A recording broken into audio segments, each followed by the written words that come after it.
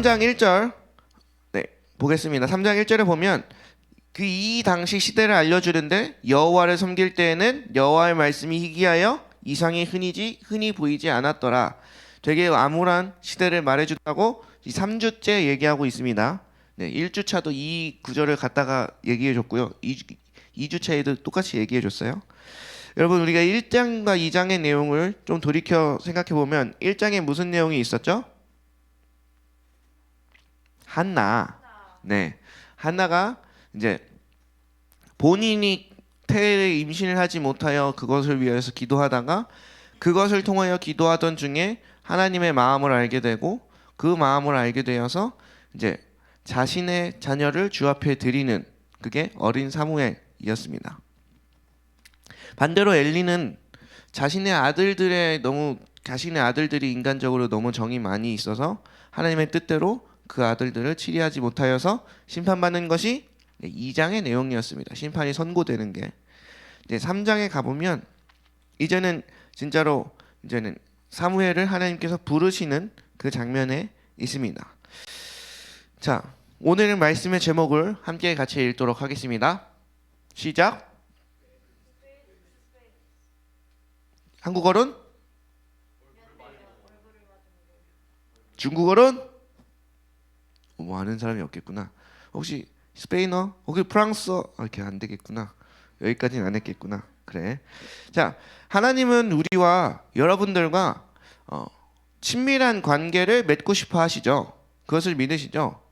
예수 그리스도가 이 땅 가운데 오셔서 자기 피를 흘리시고 자기 육신을 찢으시고 함께 하신 것은 하나님과 우리 사이가 멀리 떨어져 있다가 이제는 그것을 다시 가까이 아주 친밀한 자리, 어디까지냐면 혼인관계, 내 신부의 자리까지 여러분들을 초청하기 위해서 예수 그리스도는 이 땅에 오셔서 십자가를 지시고 부활하셨습니다.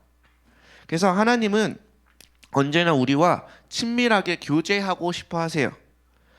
그래서 우리는 하나님과 교제하기를 위하여, 더 풍성히 교제하기를 위하여 말씀도 읽고 기도도 하고 찬송도 하고 하는 겁니다. 다 그 모든 것이 하나님과 더 깊은 관계, 더 깊은 교제를 위한 것들이에요. 여러분들에게 하나님께서 깊은 교제를 하기 원하신다는 것을 믿으십니까? 그럼 여러분들도 그걸 바라십니까? 페이스 투 페이스, 진짜 대면하여 보듯 안다, 이 관계가 되면 부담스럽진 않으세요? 괜찮으세요? 바라십니까? 여러분 방에 예수님이 같이 살아, 괜찮으세요? 여러분이 누울 때 예수님도 같이 누워있고, 여러분이 컴퓨터 할 때 같이 컴퓨터하고, 여러분들이 책을 볼 때 같이 책을 읽고 계시고, 괜찮아요? 좀 부담스러워요? 네. 하나님은 여러분들과 친밀한 관계를 맺고 싶어 하세요. 근데 우리가 주를 믿는다 하면서도 적당한 거리를 두려고 할 때가 많은지 나는가 한번 생각해 보게 됩니다. 오늘 본문이 그런 것과 관련된 얘기가 나와 있는데요. 본문에는 두 가지 인물이 나옵니다. 엘리 제사장 그리고 사무엘입니다. 봐봐, 엘리 제사장에게 대해서는 이제 2절에 이렇게 설명을 해요. 엘리의 눈이 점점 어두워 가서 잘 보이지 않았다. 자, 성경에서 눈이 잘 보이지 않았다, 눈이 침침하다, 이런 식의 표현은 비단 눈이 침침한 그 실제적인 시력을 말하는 것뿐만 아니라 그의 영적인 눈들, 그의 영적인 상황들이 굉장히 좋지 않았던 것까지 포함합니다. 그전 본문에 이제 이삭이 창세기에서 두 아들에게 축복할 때 눈이 어두워진 이삭이 이제 하나님은 야곱에게 축복하고 싶었는데 자기 에서에게 잘못 축복하려고 했던 그때도 눈이 어둡다는 표현이 나오거든요. 그래서 그냥 이 엘리의 눈이 어둡다는 표현은 그냥 시력이 안 좋아졌던 그것뿐만 아니라 영적으로도 많이 감이 떨어지고 그런 영적인 시력 또한 많이 떨어졌다는 것을 뜻해요. 자, 여러분, 그러면 이 아까 읽었던 1절에서 말한 것과 같이 말씀이 희귀할 때, 하나님의 역사가 희귀하고 이상이 보이지 않을 때 진짜로 하나님은 가만히 계셨던 걸까요? 진짜 하나님은 아무것도 안 하고 계셨던 걸까요? 아니면 하나님은 끊임없이 말씀하고 끊임없이 알려주고 있는데 그게 우리가 알고 있는 그런 사람들의 세계에, 물질 세계에 나타나지 않았던 걸까요? 어느 것 같아요? 네. 하나님이 일하시지 않으셨다. 아니다. 하나님은 일했는데 사람이 못 알아챈 거다. 네. 하나님은 계속해서 말씀하고 계셨겠죠. 어린 사무엘이 나타나기 전부터 엘리 제사장에게 계속 말했을까요? 안 말했을까요? 계속 말했죠.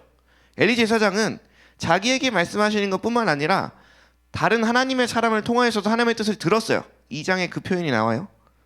근데 그것을 엘리 제사장이 계속 듣고 알고 있었지만 그럼에도 불구하고 엘리 제사장은 못 알아들었고 그것을 순종하지 않았어요. 그러니까 성전에 있는 사무엘이 그것을 들은 겁니다. 여러분 여기서 하나님의 음성을 들기 위한, 하나님의 인도하심을 받기 위한 중요한 팁들이 나오는데, 첫 번째로는 주님이 내게 말씀하고 계시다는 사실을 믿어야 돼요. 지금 우리 앞에 앉아있는 여러분들을 향해서도 하나님이 지금도 말씀하고 계실까요? 아닐까요? 뭐 어차피 너는 들어봤자 안 하니까 말 안 해, 뭐 이럴까요? 하나님 삐져서 막 여러분들하고 말 안 하고 이럴까요? 그러지 않아요. 그러지 않고 지금도 여전히 여러분들을 향해 하나님께서 말씀하고 계십니다. 이걸 믿어야 돼요. 그리고 또 한 가지는 내가 예수 그리스도 그리고 하나님의 자녀라면 그 음성을 들을 수 있다는 것도 믿어야 돼요. 성경에 내 양은 내 음성을 아는 거로 따라온다고 요한복음에 말씀하셨거든요. 그래서 하나님께서 내게 말씀하고 계신다. 그리고 그 말씀을, 그 음성을 나는 들을 수 있는 존재다. 왜? 내가 예수 그리스도를 믿고 주의 자녀가 된 사람들이니까. 이걸 믿어야 하고, 또 세 번째로는 오늘 사무엘처럼 임재가 있는 곳에 머무셔야 돼요. 하나님이 있을 법한 곳에 머무셔야 돼요. 여러분 클럽 가면서 하나님의 음성을 들어야겠다. 잘 안 들립니다. 할 수는 있어요. 할 수는 있는데 너무 어려워요. 여러분 PC방 가면서 하나님의 음성을 들어야겠다. 이건 절대 불가능해요. 그 노래방에서 노래 열심히 하면서 하나님의 음성을 들었어, 이렇게 하기는 쉽지 않아요. 왜냐하면 하나님이 임재하실 법한 곳에서 듣는 게, 그런 말을 듣는 게 상식적으로도 더 잘 들을 수 있다는 것을 알 수 있습니다. 여러분 하나님이 우리에게 말씀하고 계시다는 사실을 믿으십니까? 그럼 그 말씀을 나도 들을 수 있다는 걸 믿어요? 그리고 임재 안으로 하나님의 임재가 머무는 그곳에 계속 있겠습니까? 네, 이건 비단 교회만을 뜻하지 않아요. 근데 교회가 대부분 그런 역할을 할 때가 많죠. 왜냐하면 기도가 쌓이고 예배가 쌓여 있으니까. 네, 그러나 그렇지 않더라도 여러분의 방이 하나님의 임재가 자주 임하고 자주 쌓여 있는 그런 공간이 된다면 그 방 안에서 하나님을 경험할 수 있어요. 저는 때때로 우리 집에서 제일 많이 하나님을 만나는 곳이 욕실입니다. 샤워할 때. 뭔가 샤워할 때는 내가 씻고 있어서 그런지 몰라도 주님의 집중도 더 잘 되고, 아무튼 그때 녹음기를 갖다 놓고 싶을 정도로, 왜냐면 주님께서 주시는 지혜들과 이런 것들이 샤워할 때 많이 오기 때문에. 여러분 집안에 그런 장소가 있어요? 만드세요. 교회뿐만 아니라 삶의 곳곳에 그런 장소가 있는 건 너무나도 좋습니다. 사무엘은 잘 몰랐어요. 하나님을 몰랐어요. 하나님의 음성은 어떻게 듣는지도 몰랐고 하나님에 대해서 잘 알지 못했던 그때에 주의 임재가 머문 곳에 계속 있었어요. 그러니까 내가, 여러분 방사능에 계속 노출되면 뭐가 되죠? 우리의 몸이 피폭됩니다. 그런 것처럼 주의 임재가 머무는 곳에 자꾸 나를 노출시켰더니 어떻게 됐냐면 내 영이 깨어난 거예요. 내 영이 활성화된 거예요. 그래서 아이 사무엘은 하나님에 대해서, 여호와에 대해서 잘 알지 못했지만 여호와의 음성을 듣게 되었다는 거죠. 자, 그래서 아이 사무엘은 처음에 사무엘아 하는 소리를 잘 못 알아들었어요. 그리고 엘리에게로 달려갑니다. 그렇게 두 번째, 세 번째 달려가서야 엘리가 지금 하나님이 얘한테 말씀하고 계시는구나 라고 알아채요. 자, 세 번째나 돼서야 알아챘다는 것도 이 엘리의 영적 상태를 좀 알 수 있어요. 네. 자, 그리고 그가 알려주는 게 있는데, 하나님께서 너한테 부르시거든 9절에 보면 이렇게 말해요. 여호와여 말씀하옵소서. 9절 띄워주세요. 여호와여 말씀하옵소서. 주의 종이 듣겠나이다 하라. 자, 여기서 잘 보시면 주의 음성을 온전히 듣기 위해서 우리에게 중요한 자세를 엘리가 가르쳐주고 있습니다. 무슨 자세예요? 주의 종이 여기 있고 내가 듣겠나이다. 이게 뭐냐면 주님이 내게 어떤 말씀을 하시든지 나는 준행하겠나이다 라는 뜻입니다. 여러분, 하나님이 무슨 말씀을 하시든 다 따를 준비가 되어 있으세요? 여러분, 주님이 나의 목자라고 우린 고백하잖아요. 그죠? 주님이 나의 구세주라고 고백하잖아요. 그래서 주님이 나의 주인이시고 왕이시다라고 우린 고백하잖아요. 그 고백처럼 하나님이 내게 뭘 말씀하시든 따를 준비가 되어 있으십니까? 아멘이 안 나오네? 따를 준비가 되어 있으십니까? 네, 여기서 한 가지 착각하지 말아야 될 게 있는 게 뭐냐면 하나님이 여러분한테 불가능한 걸 시키지 않아요. 하나님이 여러분들한테 안 좋은 걸 시키지 않으신다고요.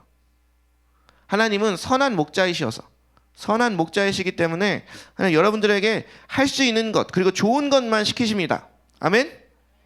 그러면 하나님이 우리에게 무엇을 명령하시든 다 따를 수 있겠죠?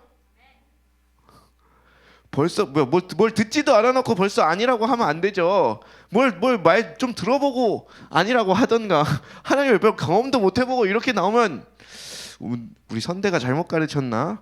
네, 하나님은 여러분들에게 되게 좋은 것들로만 말씀하십니다.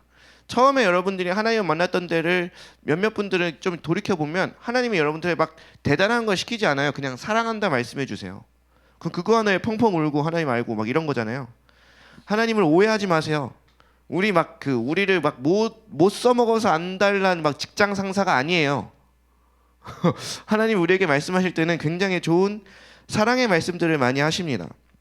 어쨌든 우리가 주의 음성을 온전히 듣기 위해서는 우리들의 자세가 필요해요. 하나님의 음성을 듣고 싶습니다. 그리고 들은 그 음성을 내가 순종하겠습니다. 라는 것들.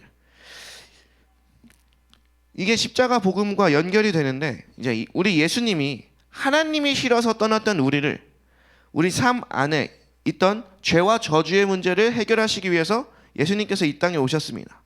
하나님이 그분 자체가 육신의 몸을 입고 이 땅에 오셨어요. 그리고 나 대신 고통을 받으시고 십자가에 죽으시고 3일 만에 부활하셨습니다. 자, 우리가 믿는 건 이 부활하신 주님을 믿는 겁니다.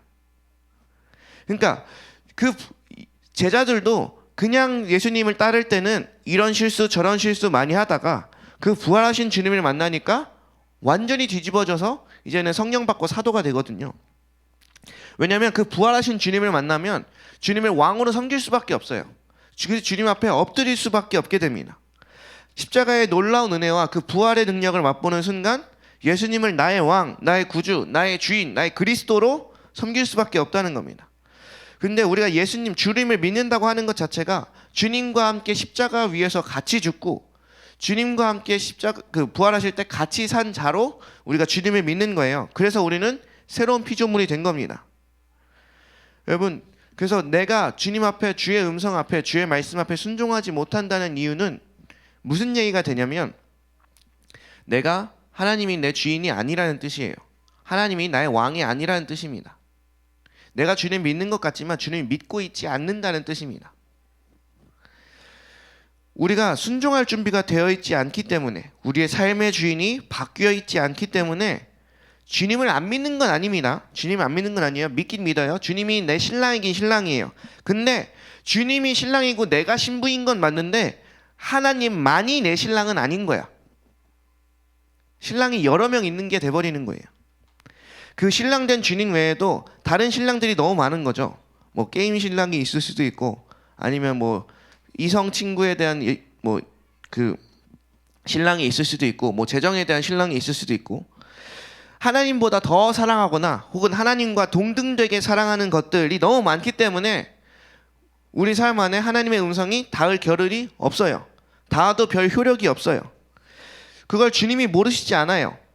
그러니까 우리가 아직 순종할 준비가 안 된 상태, 왕으로 모시지 않은 상태에서는 주님이 그걸 알고 계시기 때문에 우리에게 오는 감동, 우리에게 들리는 말소리들은 다 뭐예요? 회개해라, 회개해라. 낮추고 회개해라. 네 진짜 주인을 바꿔라. 이런 얘기들만 하는 겁니다. 그러니까 교회 나오기 점점 싫어지죠. 왜냐면 나왔다 하면 회개해라. 나왔다 하면 네 인생의 주인을 바꿔라. 근데 이 얘기를 왜 하냐면 이 준비가 안 되어 있으면 주님이 말씀해 준들 그거는 저주가 될 뿐 축복이 될 수 없기 때문이에요. 여러분, 그리고 이 본문 안에서, 이 사건 안에서 저는 되게 의아한 것들이 있습니다. 뭐냐면 여러분, 엘리 제사장이 있잖아요. 이 엘리 제사장이 하나님의 음성을 듣는 법을 알고 있었어요? 모르고 있었어요?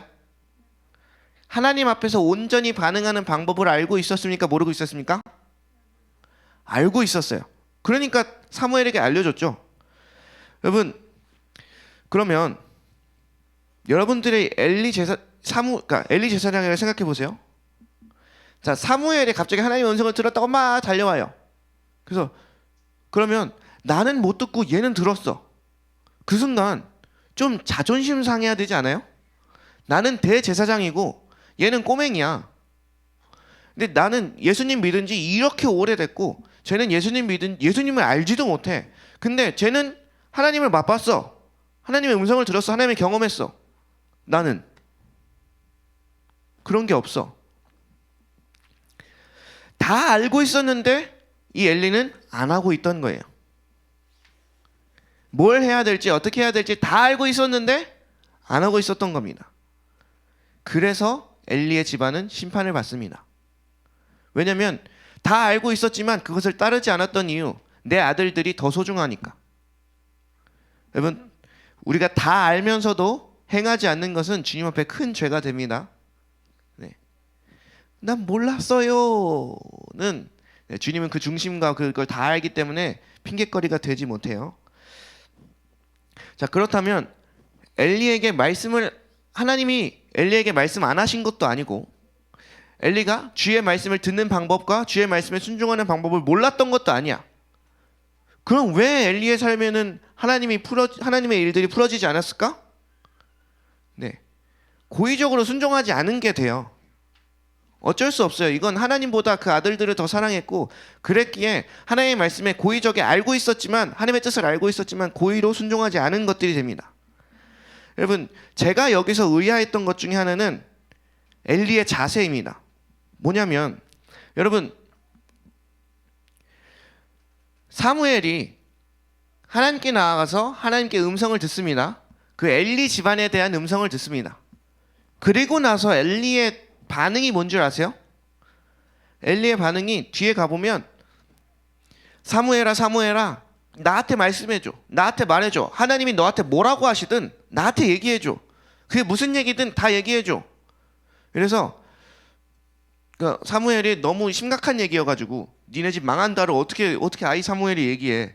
그러니까 막 못하고 있으니까 네가 얘기하지 않으면 막 머리 위에 번개가 칠 거다 막 이런 식의 얘기를 하면서 그 얘기를 듣습니다. 자, 중요한 건 왜 엘리는 그럼 직접 하나님께 달려들지 않았을까라는 거예요. 봐봐. 지금 사무엘이 하나님의 음성을 들었어. 거기에서 엘리가 득달같이 달려들어요. 그 음성이 뭔지 나한테 알려달라고. 하나님의 뜻이 뭔지 나한테 알려달라고. 그러면 하나님의 뜻을 진짜 알고 싶었던 거잖아, 엘리도. 근데 왜 본인이 직접 발버둥 치진 않았지? 제가 사역자의 입장에서 아니 내가 기도해서 응답받아도 되잖아. 나도 하나님께 나아갈 수 있는 방법이 있잖아. 나도 기도의 처소가 있고 나도 말씀이 있고. 근데 왜 엘리는 그렇게 사무엘에게 득달같이 달려들었어야만 했을까? 자, 여기엔 중요한 포인트가 한 가지 있습니다. 출애굽기 20장 3절. 자, 제 1계명 뭐죠? 10계명 중에 제 1계명. 네, 너는 나 외에는 다른 신들을 내게 두지 말라. 이거를 히브리적 의미에서 해석하면 무슨 의미가 되냐면 지금 저와 이제 한비시 사이에 거리가 있잖아요. 이 거리에 아무것도 껴있지 않길 원하는 거예요. 하나님은 하나님과 우리 사이에 아무것도 그 중간에 두고 싶어 하지 않으세요.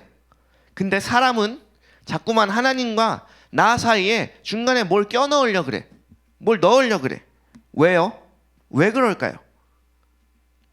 하나님과 너무 가까워지기 싫거든. 왜요? 하나님과 가까워지면 그 빛이 너무 강해서 내가 없어져. 하나님만이 계시게 돼. 그러니까 내가 사라져야 된다는 것 때문에 그런 거예요. 내 삶을 포기해야 된다는 것 때문에 그런 거예요. 이유는 더 거룩해지기 싫어서예요. 아직 좀 더 세상을 누리고 싶은 마음 때문이에요. 그래서 핑곗거리를 찾기 위해서 하나님과 나 사이에 사람을 둡니다. 죄책감을 덜려고. 이게 무슨 얘기냐면, 여러분 잘 보세요. 제가 여러분에게 너 성경 좀 읽어 라고 권고를 합니다. 그러면 이거는 여러분들이 들을 수도 있고 안 들을 수도 있어요. 자, 근데 주님이 여러분들에게 임해서 너 성경 좀 읽어 라고 얘기하십니다. 그럼 그건 순종하지 않을 수 없는 순종할 수밖에 없는 게 돼버려요. 이 차이를 알아요? 그래서 사람이 간사하게도 자꾸만 하나님과 사람 사이에 목회자를 두려 그래요. 많은 경우. 하나님은 목회자를 중간에 두고 싶어 하신 것 아니었어요. 예수님이 이 땅 가운데 오셔서 휘장을 찢으신 건 너희들 다 모두 나와 1대1로 페이스 투 페이스 대면하여 서로 교제하자 이 뜻이었는데, 사람은 자기가 더욱더 더 거룩해지는 게 싫고 세상을 포기하는 게 싫고 내 삶을 하나님께 드리기가 싫으니까 자꾸만 그 앞에 뭘 두는 거예요. 엘리도 하나님의 뜻은 알고 싶었어요. 하나님의 뜻은 알고 싶었으나 하나님께 내가 나아가는 순간 자기가 뭘 버려야 되는지, 뭘 그만 끊어야 되고 뭘 해야 되는지 알고 있었기 때문에 안 나간 거예요. 여러분, 이러한 모습은 구약에도 몇 번 나옵니다. 시내산에서 모세와 이스라엘 백성이 있었어요. 처음에 이스라엘 백성이 출애굽하고 나서 이스라엘 백성들 가운데 어떤 불만이 있었냐면, 너만 하나님하고 대화하냐? 너만 하나님의 음성을 듣냐? 왜 하나님은 우리한테 보이진 않냐? 막 이런 불만들이 있었어. 그래서 하나님이 그 시내산에 불로 임하십니다. 출애굽기 20장 18절에서 21절입니다. 함께 읽겠습니다. 시작. 뭇 백성이 우레와 번개와 나팔 소리와 산의 연기를 본지라 그들이 볼 때에 떨며 멀리 서서 모세에게 이르되 당신이 우리에게 말씀하소서 우리가 들으리이다. 하나님이 우리에게 말씀하지 말게 하소서 우리가 죽을까 하나이다. 모세가 백성에게 이르되 두려워하지 말라. 하나님이 임하심은 너희를 심하고 너희로 경외하여 범죄하지 않게 하려 하심이라. 백성은 멀리 서 있고 모세는 하나님이 계신 흑암으로 가까이 가니라. 자, 앞에 주님의 임재가 있어요. 내가 그토록 바라던 하나님의 본체가 그 앞에 있어요. 하나님을 경험할 수 있는 절호의 찬스가 있어요. 하나님을 깊게 만날 수 있는 절호의 찬스가 있습니다. 그토록 기도해오던 그 순간이 왔어요. 근데 그 순간에 하나님 안으로 더 앞으로 나아가는 사람이 있는가 반면 더 멀찍이 떨어지는 사람이 있다는 거예요. 자, 여기 출애굽기 19절에 보면 우리가 죽을까 하나이다 라고 말을 해요. 여러분, 진짜 죽을 거였으면 하나님이 임하셔서 말씀하셨을까요? 아니, 그냥 댕강 해버리면 끝나요. 하나님을 오해한 겁니다. 하나님을 만나고 싶었지만 이런 식으로 만나고 싶진 않은 거예요. 내 방식이 있었던 거예요.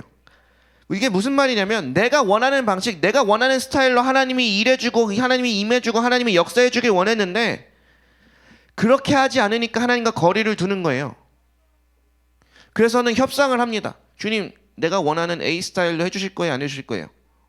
그러면 나 이거 가까이 못 갑니다. 막 이런 식으로. 여러분, 만약에 내가 하나님과 거리를 두고 이렇게 협상하고 있거나 혹은 내 방식을 고수하고 있다면 그건 그리스도인이 아닙니다. 주님을 믿고 있는 게 아니에요. 진짜 그리스도인은 내 방식이 아니라 주님의 방식대로 살아가는 사람들입니다. 진짜 그리스도인은 내 뜻이 아니라 주님의 뜻대로 살아가는 사람입니다. 자, 진짜 주님을 만나고 싶은 사람이 그 상황에 놓여있다 봐요. 시내산에 강하게 하나님께서 임하셨어. 진짜 주님을 만나고 싶었다면 그 순간에 내가 죽을 것 같더라도 바로 회개하죠. 바로 주님 앞에 나갈 때 부족한 건 없나? 바로 막 피를 막 이렇게 막 얹어서라도 막 씻고 막 달려가겠죠. 주님을 진짜로 만나고 싶었다면.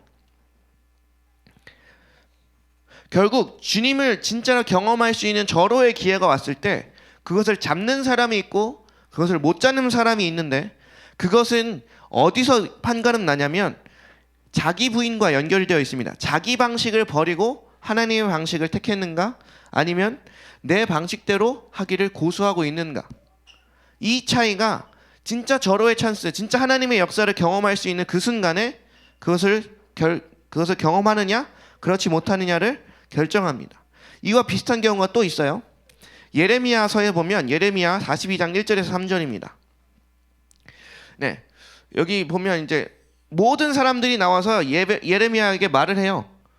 하나님께 기도해서 하나님의 뜻이 무엇인지 좀 우리에게 알려주세요. 자, 그래서 예레미야가 기도해서 하나님의 뜻을 알고 43장 2절에 사람들에게 알려줬어요. 그랬더니 그들의 반응이 이래요. 2절 보여주세요. 43장 2절. 네, 같이 읽겠습니다. 시작. 호사야의 아들 아가랴와 가레아의 아들 요하난과 모든 오만한 자가 예레미야에게 말하기를 네가 거짓을 말하는도다. 우리 하나님 여호와께서 너희는 애굽에서 살려고 그리로 가지 말라고 너를 보내어 말하게 하지 아니하셨느니라. 자기가 하나님의 뜻을 알고 싶다고 와놓고선 하나님의 뜻대로 알려주니까 넌 거짓말하는구나 막 이런다는 거예요. 여러분, 엘리는 하나님의 음성을 듣기에, 하나님의 뜻을 알기에, 그리고 하나님의 임재를 경험하기에 가장 좋은 장소, 가장 좋은 환경에 있었습니다. 근데 그는 그것을 경험하지 못했어요. 자기 방식을 버리지 않았기 때문에, 더 거룩하기를 바라지 않았기 때문에, 자기를 부인하지 않았기 때문에, 자기 방식을 버리고 하나님의 방식을 따를 생각이 없었기 때문에 그랬습니다. 그러니까 사무엘을 방파제 삼아서 하나님을 일정한 거리를 유지하며 관계를 맺으려고 했던 겁니다. 여러분, 제가 이런저런 사역을 하면서 뭐 천사를 보기도 하고 뭐 이런저런 것들을 해주기도 합니다. 근데 그때마다 제가 제일 우려하는 건 뭐냐면 기도하지 않고 나오는 것들을 제일 우려로 합니다. 왜냐하면 하나님께서는 늘 언제나 본인들에게 직접 말씀하기를 간절히 원하세요. 목회자들은 뭘 하는 거냐면 그것에 대한 확증을 던져주는 거예요. 내가 지금까지 내가 기도하다 보니 이러이러한 마음이 드는데 이게 진짜 하나님의 마음인가 아닌가, 말씀에 맞는 건가 아닌 건가, 그런 긴가민가 할 때 목회자들이나 사역자들이 말씀하거나 기도하면서 그것이 주의 뜻이 맞구나 하면서 확증이 되는 형태가 가장 이상적인 겁니다. 그런데 실제로 이렇게 신앙생활을 하고 교회 안에 있다 보면 자기는 기도 하나도 안 하고 주의 뜻을 알기 위해서 나오는 사람들이 있습니다. 그러면 어떤 일이 벌어지냐면 하나님의 뜻을 알려줘요. 그래도 순종을 안 합니다. 그러면 목회자 입장에서도 알려주고 싶지가 않게 돼요. 여러분, 무언가 스스로 하지 않고 하나님은 주 예수 그리스도를 우리에게 주심으로 스스로 이제 주 앞에 나아갈 수 있는 모든 길을 여셨어요. 근데 우리 인간은 자꾸만 스스로 하나님을 찾으려 하지 않고 뭔가 슈퍼맨 같은 사람, 뭔가 막 능력이 대단한 그 사람이 와서 나를 막 엄청나게 대단하게 막 해주길 원하는 그런 심리를 가지고 있다는 겁니다. 이게 무당에 가는 심리와 같습니다. 그 안에는 자기 것을 포기하고 싶어하지 않는 인간의 죄된 본성이 들어 있습니다. 하나님과 적당한 거리를 두고 자기 마음대로 살면서 거룩함은 유지하면서, 그러니까 나름 천국행 티켓은 따놓고 내 마음대로 살고 싶은 이런 간사한 마음에 우리가 그렇게 주님과 거리를 두며 산다는 거죠. 근데 이러한 사람들은 결코 하나님을 경험하지 못합니다. 결코 하나님의 인도하심을 따르지 못합니다. 근데 아이 사무엘처럼 그 임재의 장소에 늘 머물면서 주님이 말씀하시면 무엇이든 하리라 라는 이 순수한 순종의 자세를 가지고 있으면 하나님의 임재가, 하나님의 능력이, 하나님의 은혜가 쏟아지듯 부어집니다. 그리고 그러한 사람들에겐 이러한 은혜가 있습니다. 사무엘상 3장 19절에서 20절입니다. 같이 읽겠습니다. 시작. 사무엘이 자라매 여호와께서 그와 함께 계셔서 그의 말이 하나도 땅에 떨어지지 않게 하시니 단에서부터 브알세바에까지 온 이스라엘이 사무엘은 여호와의 선지자로 세우심을 입은 줄을 알았더라. 여러분, 19절에 그의 말이 하나도 땅에 떨어지지 않았다. 이게 사무엘이 죽을 때까지 있었던 은혜입니다. 이게 얼마나 놀라운 은혜예요. 뭐라고 선포하든 뭐라고 권면하든 그게 그의 말대로 됐다는 거예요. 여러분, 오늘 나는, 여러분들은 하나님과 나 사이에 무엇을 두고 계십니까? 계속해서 제가 말씀드렸어요. 예수님께서 오셔서 십자가를 지셨던 것은 우리와 하나님 사이를 가로막던 죄의 문제, 우리와 하나님 사이를 가로막던 그 휘장을 자기가 다 찢으심으로 이제는 한 사람 한 사람과 직접적으로 페이스 투 페이스 해서 교제하는 그것을 하나님께서 원하셨다는 거예요. 여러분, 하나님은 여러분들과 교제하고 싶어 하십니다. 그래서 예수님을 보내셔서 그 모든 문제를 해결하셨습니다. 그렇다면 우리는 그 찢어진 휘장을 통해서 그 지성소 안으로 들어갈 준비가 됐습니까? 진짜 하나님의 임재를 경험하길 소망합니까? 진짜 하나님의 뜻을 알고 따라가길 소망합니까? 그러면 진짜 내 방법, 내 방식이 아니라 하나님의 방법대로 살아가길 소망합니까? 여러분, 진짜로 하나님과 친밀해지길 원하십니까? 이걸 우리의 마음에 깊이 질문해 봐야 돼요. 교회 안에 오래 있다고 이게 되지 않아요. 우리가 오늘 엘리처럼, 이스라엘 백성처럼 막상 그 하나님의 임재를 경험할 기회가 왔을 때, 진짜 막 하나님의 뜻을 알 수 있는 절호의 찬스가 왔을 때 멀찍이 떨어져 서서 바라보기만 하는 사람이 되면 안 되겠습니다. 하나님이 그 기회를 허락하셨을 때 그 대가가 무엇이든 할렐루야 하고 달려갈 수 있는 자들이 우리 모두 되기를 소망합니다. 네. 실제적인 예를 들면 수련회를 바라볼 때 어떤 사람은 하나님의 은혜를 경험할 수 있는, 진짜 하나님께 진짜 깊게 은혜를 받을 수 있는 절호의 찬스다라고 바라보는 사람이 있는가 반면,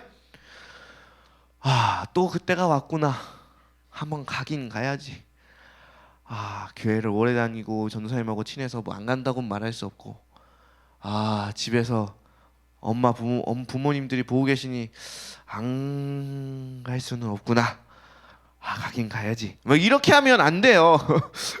여러분, 그럼 하나님의 임재를, 은혜를 경험할 수 없습니다. 우리 모두가 하나님의 임재를 경험할 수 있는 절호의 순간 우리가 늘 찾아야 되고, 그 절호의 순간이 왔을 때 주저하지 않고 망설이지 않고 그 기회를 잡을 수 있는 우리 모두가 되기를 소망합니다. 우리 지금 함께 찬양하며 기도하겠습니다. 네, 주께 가까이 날 이끄소서 함께 찬양하실 텐데요. 여러분, 진짜 내면에 물어보세요. 나는 진짜로 예수님을 왕이라고 생각하는가? 나는 진짜로 예수님과 친해지고 싶어 하는가? 나는 진짜로 신랑된 예수님과 함께 살고 싶은가? 여러분, 결혼해 보시면 알아요. 내 마음대로 못 살아요. 그게 엄청 짜증나요. 진짜로 엄청 짜증날 때가 있어요. 이게 이제 아내가 있으니까 아내 이렇게 적당히 이렇게 하면서 해야 되고, 또 자녀들이 생기면 진짜 내 마음대로 할 수 있는 게 거의 없어. 그 막 불만이 막 여기까지 막. 근데 이제 자기 부인이 잘 되는 믿음 좋은 사람들은 이제 하나님께 감사하며 그 생활을 감당해 나가는데, 이게 훈련되지 않으면 굉장히 어렵습니다. 여러분, 우리가 하나님과 함께 산다는 것, 그 친밀해진다는 것은 내 삶의 그것들을 포기해야 될 것들이 있어요. 지금 우리가 태그 안에서 같이 머물고 있을 이때에도 이 사람들과 친하게 지내기 위해서 내 마음대로 하고 싶은 걸 참잖아요. 이 옆에 있는 친구 한번 빡 때리고 싶은데도 참잖아요. 막 욕을 막 날리고 싶은데도 참잖아요. 왜요? 우리가 함께 지내야 되니까. 그런 것처럼 예수님과 함께 지낼 때도 친밀해지기 위해선 우리의 삶을 내려놓고, 우리의 것들을 내려놓고, 우리의 방식들을 내려놓는 그런 순종의 자세가 필요합니다. 여러분, 오늘 이 엘리는 진짜 일평생 주의 전에서 살았던 사람이에요. 근데 그 주님과 거리를 두는 그 마음과 그 모든 순종하지 않음 때문에 그 집은 심판을 당합니다. 여러분, 이게 얼마나 불쌍해요. 일평생을 주의 성전에서 살았다니까요. 일평생을 제사장으로 살았어요. 그 가문 자체가. 근데 주님 앞에 멸망합니다. 우리 지금 함께 찬양하면서 진짜 하나님과 가까워지고 싶은 우리의 영의 소원을 하나님께 올려드리길 소망합니다.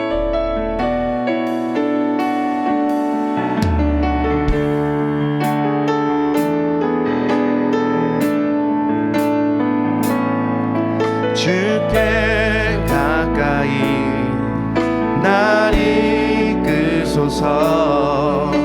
간절히 주님만을 원합니다. 채워주소서. 주의 사랑을 진정한 사냥 드릴 수 있도록 주께 가까이 주께 가까이 날 이끄소서. 간절히 주님만을 원합니다. 채워주소서. 주의 사랑을 진정한 찬양 드릴 수 있도록. 목마른 나의 영혼 주를 부르니 나의 맘 만져 주소서. 주님만을 원합니다. 더 원합니다. 나의 맘 만져 주소서. 목마른 나의 영혼 나의 영혼 주를 부르니 나의 맘 만져 주소서. 주님만을 원합니다. 더 원합니다. 나의 맘 만져 주소서. 우리 이 시간 다 같이 기도할 때 여러분 진짜 이 질문을 한번 해보세요. 나는 진짜 예수님을 왕으로 모시고 있는가? 나는 진짜 예수님과 진짜 친해지고 싶은가? 그리고 이 시간 기도할 때는 내 안에 있던 그 많은 핑계들을 다 버리십시오. 내가 주님을 따를 수 없었던, 주님의 말씀에 순종할 수 없었던 그 모든 핑계를 버리십시오. 그리고 주님을 온전히 사랑하고 주님께 온전히 순종할 수 있는 자들 되게 해달라고 우리 시간 다 같이 주여 한번 부르짖고 함께 기도하며 나아가도록 하겠습니다. 주여. 하나님 아버지, 오늘 이 시간 가운데 함께 하시고 주 우리를 붙들어 주시옵소서. 진짜 하나님 일평생 주님 앞에서 일평생 성전 안에서 살았던 그 엘리 제사장이었지만 주여 그는 주님 앞에 심판을 받았습니다.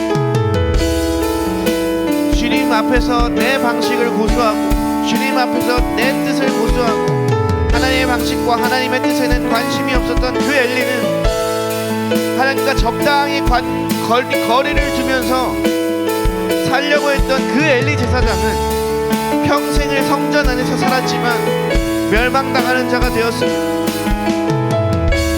하나님, 우리도 하나님 주님을 믿은 지 꽤 오래되었고 주님을 안 지 오래되었으나 주님을 경험하지 못했다면 이 시간 우리의 모든 믿음을 점검하기를 소망합니다. 나 외에 다른 신들을 내게 두지 말지니라. 하나님과 우리 사이에는 아무것도 없어야 됩니다. 하나님과 나 사이에는 아무것도 없어야 됩니다. 그 자리에 목사님도 전도사님도 그 어떤 찬양 인도자도 어떤 찬양 밴드도 있을 수 없습니다.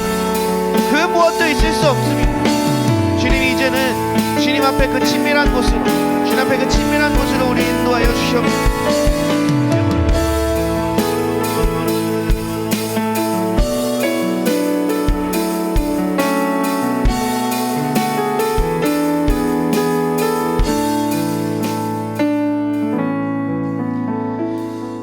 하나님 아버지, 우리는 엘리처럼 되지 않기를 소망합니다. 제사장이면서도 하나님의 음성을 듣지 못했고 성전에서 평생을 살았으나 하나님 앞에 순종한 것이 없었던, 그래서 그 모든 집안이 심판을 받았던 엘리처럼 되지 않기를 소망합니다. 우리는 주의 임재 안에 머물며 주의 음성을 들으며 주님과 그 친밀한 교제를 나누며 주님 앞에 순종하여서 사무엘에게 임했던 그 복, 그 누가 보더라도 여호와의 선지자인 줄 알았던 그 사무엘이 얻었던 복처럼 우리도 그 누가 보기에도 하나님의 자녀인 줄, 하나님의 제자인 줄 아는 그 우리 태그 한 지체 한 지체 모두가 될 수 있도록 인도하여 주시옵소서. 감사합니다. 살아계신 예수님의 이름으로 기도드렸습니다. 아멘. 우리 시간 다 같이 주기도문 하심으로 예배를 마치겠습니다. 하늘에 계신 우리 아버지여, 이름이 거룩히 여김을 받으시오며 나라의 마옵시며 뜻이 하늘에서 이루어진 것 같이 땅에서도 이루어지이다. 오늘날 우리에게 일용할 양식을 주옵시고 우리가 우리에게 죄 지은 자를 사하여 준 것 같이 우리의 죄를 사하여 주옵시고 우리를 시험에 들게 하지 마옵시며 다만 악에서 구하옵소서. 나라와 권세와 영광이 아버지께 영원히 있사옵나이다. 아멘. 아멘. 하나님께 영광의 박수 올리겠습니다. 그리고 2부 순서로 회의를 잠깐 하도록 하겠습니다.